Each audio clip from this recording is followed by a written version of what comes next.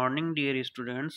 मैं Avinash Agrawal, assistant professor of zoology from government Bangur college टीटवाना।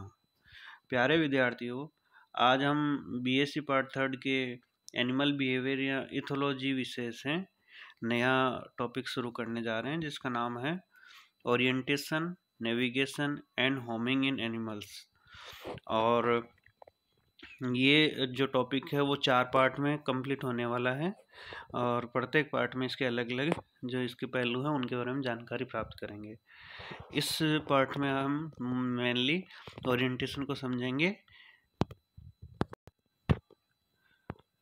Orientation is the position of the animal with reference to gravity और resource. तो orientation की जो या अभिविन्यास की जो परिभाषा निकल के आती है वो ये है कि कोई भी एनिमल है उसकी पोजीशन है वो कैसी है, ये उसकी ग्रेविटी यानी कि उसके गुरुत्व है और कोई स्रोत जिससे कि उसको स्टिमुलस मिल रहा है उसके सापेक्ष कैसी है।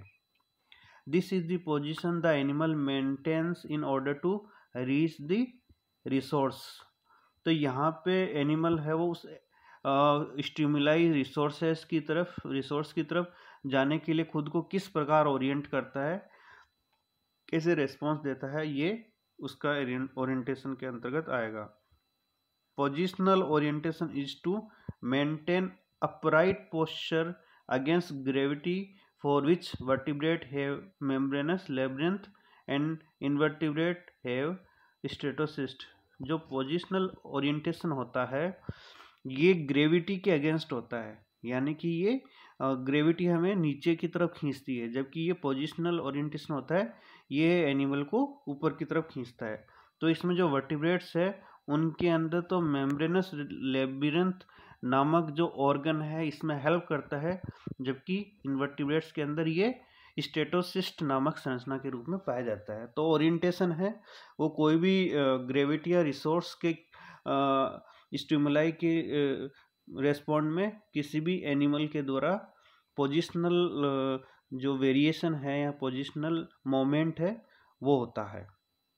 और ये किसी भी एनिमल के लिए एक प्लस या माइनस स्टिमुलाई के रूप में कार्य कर सकता है। ये डायरेक्शनल उस डायरेक्शन में जाने के लिए वो किस प्रकार एफर्ट करता है, रेस्पॉन्ड देता है, इसके अंदर आता है। और इसमें एक एग्जांपल है पोजिशनल ओरिएंटेशन, जिसमें इनवर्टिब्रेट और वर्टिब्रेट एनिमल्स है वो ग्रेविटी के अगेंस्ट है वो अपना मोमेंट शो करते हैं।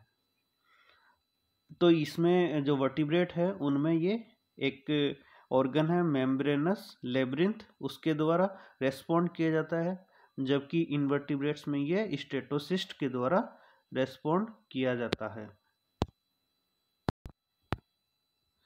Object orientation takes place when the animal tries to approach an object which may be food or water। यहाँ पे कोई भी एनिमल है वो अप्रोच करता है किसी भोजन या पानी के स्रोत की तरफ। Aquatic animals move vertically in pond और lake which is called strato orientation. यहाँ पे एक टर्म निकल के आती है strato orientation.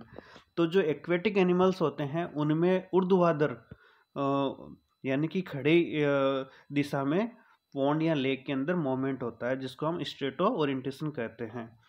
When the animal try to move from grassland to forest, desert और mountains, it is called zonal orientation. तो यहाँ नेक्स्ट जो टर्म निकल के आती है वो जोनल ओरिएंटेशन की, यानी अलग अलग जोन के बीच में अलग अलग जो हैबिटाट्स हैं उनके बीच में मूवमेंट करता है एनिमल, जैसे कि ग्रासलैंड टू फॉरेस्ट है या डेजर्ट है या माउंटेन्स है, तो इसको हम जोनल ओरिएंटेशन बोलते हैं। फिर उसके बाद animals which migrate long distances generally possess topographical और जियोग्राफिकल ओरिएंटेशन। अब यहाँ एक नई और टर्म निकल के आती है, अगर लंबी डिस्टेंस पे हो ओरिएंटेशन तो उसको हम टोपोग्राफिकल और जियोग्राफिकल ओरिएंटेशन बोलते हैं। तो यहाँ हमारे पास मुख्य रूप से जो ओरिएंटेशन के प्रकार है वो निकल के आ रहे हैं, strato orientation, zonal orientation and topographical और जियोग्राफिकल ओरिएंटेशन। तो फिर से हम देखते हैं स्ट्रेटो ओरिएंटेशन है, जिसमें तो एक्वेटिक एनिमल्स है वो पॉन्ड या लेक के अंदर वर्टिकल या ऊर्ध्वाधर गति दर्शाते हैं, जबकि जोनल ओरिएंटेशन में एनिमल है वो अलग अलग जो हैबिटाट है उसके अंदर मोमेंट दिखाते हैं। ग्रासलैंड टू फॉरेस्ट है, डेजर्ट है और माउंटेन्स है। इसी प्रकार टोपोग्राफिकल और जियोग्राफिकल ओरिएंटेशन है, इसमें क्या है, डिस्टेंस जो है एनिमल ओरिएंटेशन की वो ज़्यादा होती है। तो इस प्रकार अपन ओरिएंटेशन के अलग अलग प्रकार देख सकते हैं। नेक्स्ट है काइनेसिस। तो kinesis is the moment of animal in response to stimuli. It may be oriented और undirected moment depending on the source of stimuli. यहाँ पे जो काइनेसिस है उसका सिंपल सा अर्थ ही मोमेंट है, और ये मोमेंट जो है वो डायरेक्शनल और अनडायरेक्शनल कैसे भी हो सकता है। ये किस पे डिपेंड करेगा, सोर्स ऑफ स्टिमुलाई, यानी कि उत्तेजना का जो स्रोत है उसके अनुसार काइनेसिस है वो डायरेक्शनल भी हो सकता है और अनडायरेक्शनल भी हो सकता है। The response may be proportional to the intensity of stimuli. अब ये एक और किस चीज़ पे डिपेंड करेगा कि जो स्टिमुलस है उसकी इंटेंसिटी या तीव्रता कितनी है। तो यहाँ पे देखो, एक तो डायरेक्शन है वो अलग अलग हो सकती है, स्टिमुलाई पे डिपेंड करेगी। दूसरा उसका जो रेस्पॉन्स है एनिमल का, वो उस स्टिमुलाई या सोर्स ऑफ स्टिमुलाई की जो इंटेंसिटी है, तीव्रता है, उसके अनुसार परिवर्तित हो सकता है। तो यहाँ पे उसका जो व्यवहार है वो किस पे डिपेंड कर रहा है, source of stimuli and intensity of stimuli. अब काइनेसिस है उसके दो प्रकार हैं, वो जो हम देखेंगे। इसमें पहला है clinokinesis. It is the change of direction during moment which में इंक्रीज और decrease in the intensity of light. तो यहाँ पर जो क्लिनोकाइनेसिस है ये किस पे डिपेंड कर रहा है, intensity of light. General the animal moves right and left alternatively to compare the direction of stimulus to gain correct orientation. तो यहाँ पे जो एनिमल है वो स्टिमुलाई के अकॉर्डिंग राइट और लेफ्ट यानी बाएं दाएं मूव कर सकता है।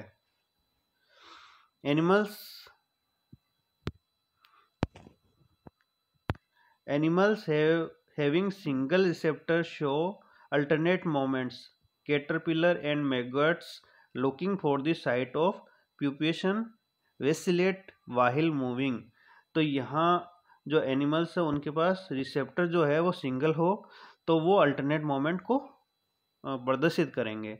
इसी प्रकार जो कैटरपिलर है, जो लार्वी अवस्थाएं हैं कैटरपिलर एंड मैगोट्स, वो आगे प्यूपावस्था में बदलने के लिए इस तरीके का मोमेंट प्रदर्शित करते हैं।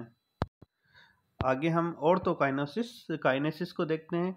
It depicts speed of locomotion which is related to the intensity of stimulus and accumulation of action specific energy in the animal. यहाँ पे देखो, ये जो स्पीड ऑफ लोकोमोशन है वो ऑर्थोकाइनेसिस के द्वारा प्रदर्शित किया जाएगा, जो कि किस पे डिपेंड है, इंटेंसिटी ऑफ स्टिमुलस। तो यानी कि इसमें जो लोकोमोशन है वो स्रोत की उत्तेजना स्रोत की तीव्रता पे निर्भर करता है, साथ ही उस एनिमल के अंदर कितनी ज़्यादा एक्शन स्पेसिफिक एनर्जी है, यानी कि उसको उस चीज़ की कितनी ज़्यादा ज़रूरत है, इसके अनुसार ऑर्थोकाइनेसिस की घटना देखने को मिलती है।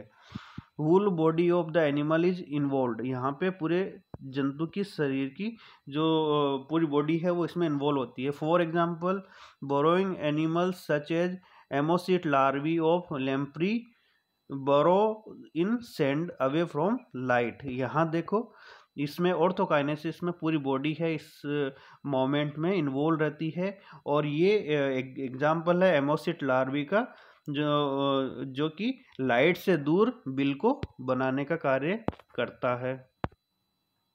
Cockroaches move from brighter areas to darkness. हम देखते हैं घरों में कि कॉकरोच जो है वो लाइट की इंटेंसिटी को कम पसंद करते हैं और वो अंधकार की तरफ जाना पसंद करते हैं। Different types of kinesis are termed with respect to the stimulus.